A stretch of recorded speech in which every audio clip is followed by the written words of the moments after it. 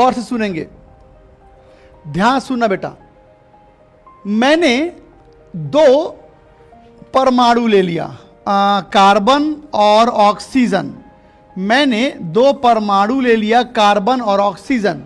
अब चलो बताओ इन दोनों को मिला के मैं क्या बना सकता हूं।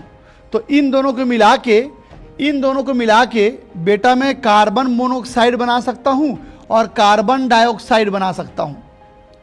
कार्बन मोनोऑक्साइड और कार्बन डाइऑक्साइड, ठीक है। मैं इन दोनों को मिला के कार्बन मोनोऑक्साइड बना सकता हूं और कार्बन डाइऑक्साइड बना सकता हूं। अब एक काम करते हैं, किसी एक परमाणु के भार को स्थिर कर देते हैं।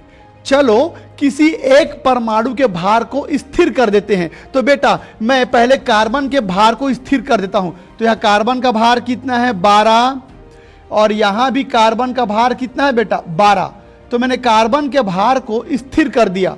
तो ऑक्सीजन का भार कितना हो गया, यह है बेटा 16 और यह है बेटा 32। तो तुमने क्या देखा, जब किसी एक परमाणु के भार को हम स्थिर कर देते हैं, जब किसी एक परमाणु के भार को स्थिर कर देते हैं तो दूसरा जो परमाणु है उसका भार एक दूसरे के साथ सिंपल गुणांक के रूप में आ जाएगा, सिंपल मल्टीपल के फॉर्म में आ जाएगा।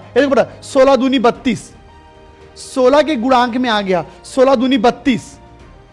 तो यह नियम कहता है गुणित अनुपात का नियम, गुणित अनुपात का नियम कहता है कि जब भी दो परमाणु दो अलग अलग यौगिक बनाएं तो उन यौगिकों में यदि किसी एक परमाणु के भार को हम स्थिर कर दें तो दूसरे के परमाणु के भार जो हैं वो एक दूसरे के साथ परस्पर सामान्य गुणित के रूप में आ जाते हैं।